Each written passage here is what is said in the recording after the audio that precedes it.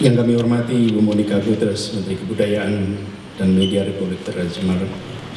Yang saya hormati Bapak Fauzi Bowo, Duta Besar Republik Indonesia di Jerman, Wali Kota Frankfurt am Main, Direktur Frankfurt Book Fair, Pak Jurgen Bosch, Bapak Gunawan Muhammad, Ketua Organizing Committee Frankfurt Book Fair Indonesia, dan seluruh delegasi Indonesia, serta hadirin yang saya hormati. Assalamualaikum warahmatullahi wabarakatuh. Selamat sore dan salam sejahtera untuk kita semua. Adalah sebuah kebanggaan, adalah sebuah kehormatan ketika Indonesia dipilih menjadi tamu kehormatan dalam Pekan Raya Buku Frankfurt. Pekan ini adalah pekan yang sangat prestisius. Dan bagi sebuah bangsa yang amat bineka, yang memiliki tradisi kebudayaan yang sangat bervariasi, undangan untuk hadir menjadi tamu kehormatan adalah kesempatan untuk meragakan akumulasi pengetahuan, pengalaman, pergulatan budayanya dalam sebuah perhelatan prestisius di salah satu laga budaya paling tersohor. Dan kami dari Indonesia mengucapkan terima kasih atas kehormatan ini.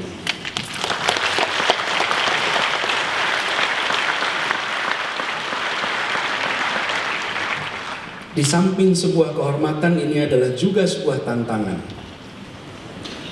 Saya sadar, kami semua yang dari Indonesia sadar, bahwa di Eropa ini, di Jerman khususnya, Indonesia bukanlah negeri yang sangat dikenal.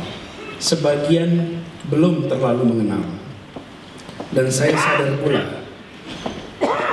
bahwa kita semua di sini hadir harus kerja ekstra keras untuk bisa melampaui batas-batas, sekat-sekat yang membuat Indonesia selama ini kurang dikenal di Eropa. Tetapi saya ingin sampaikan juga dalam kesempatan ini bahwa kami dari Indonesia datang ke sini bukan saja untuk memperkenalkan Indonesia, untuk membuat Eropa lebih kenal, tapi tujuan kami adalah mengundang dan mengajak Eropa dalam percakapan lintas budaya yang lebih luas.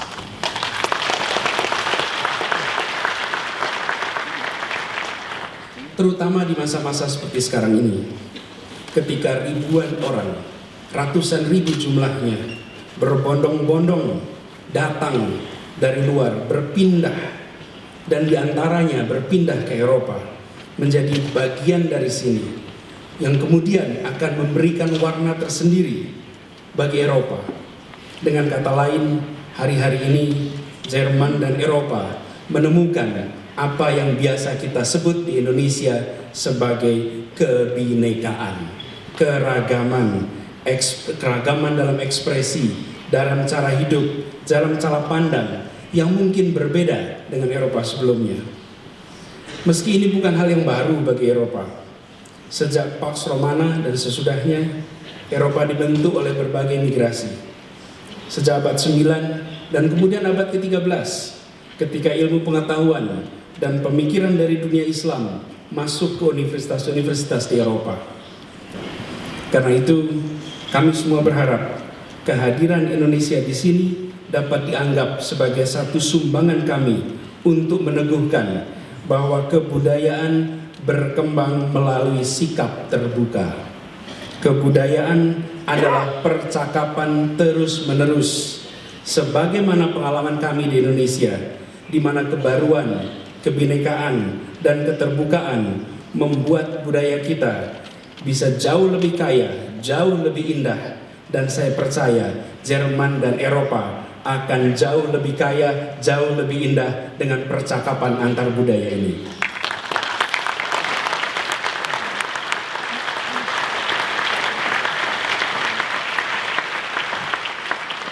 Indonesia memiliki pengalaman yang cukup luas dalam percakapan itu.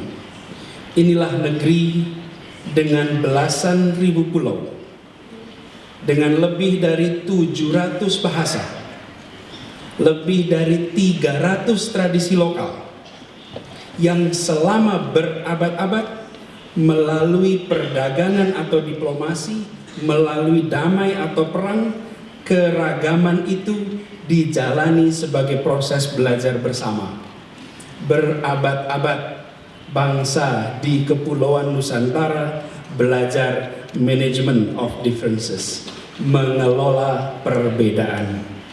Karena itu, ketika akhirnya di tahun 1945 kita bersepakat untuk memiliki sebuah negara, 1 Juni 1945 persisnya, pemimpin Gerakan Kebangsaan Indonesia yang kemudian menjadi presiden pertama Indonesia, Soekarno berpidato. Dia mengungkapkan kembali inti dari persatuan Indonesia dengan butir-butir Pancasila. Karena itu, Indonesia yang kini tegak bukanlah Indonesia yang ditegakkan lewat penaklukan. Indonesia adalah sebuah negeri yang dibangun lewat imajinasi. Imajinasi yang buat Indonesia bersatu.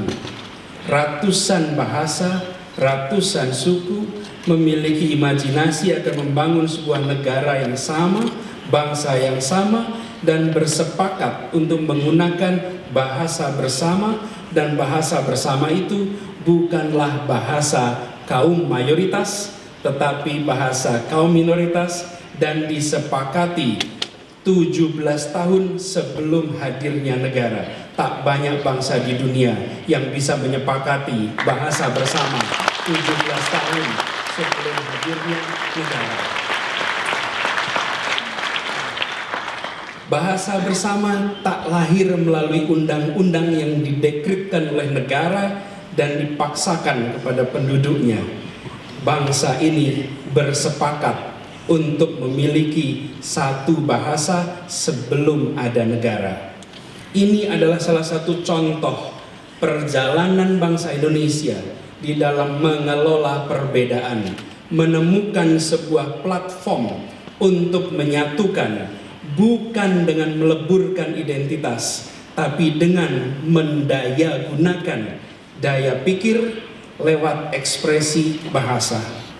Karena itu, bahasa Indonesia yang digunakan sekarang berkembang menjadi pemersatu, dan di dalam konteks itu imajinasi tentang keindonesiaan juga berkembang dan disebarkan melalui karya tulis yang menginspirasi dialog, yang memunculkan percikan-percikan ide. Di sana ada perbenturan, tetapi semuanya diekspresikan dalam bahasa menginterpretasi imajinasi tentang Indonesia.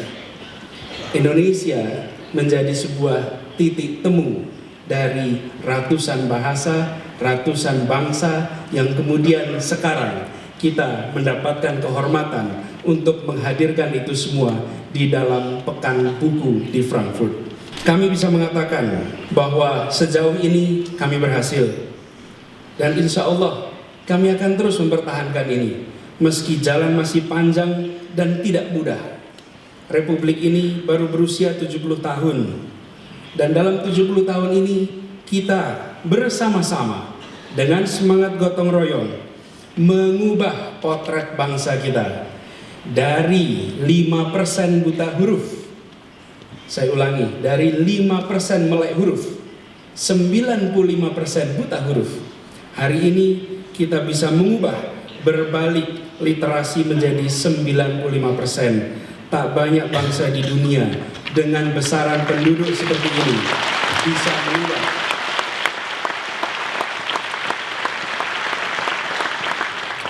dari buta huruf total menjadi melek huruf total.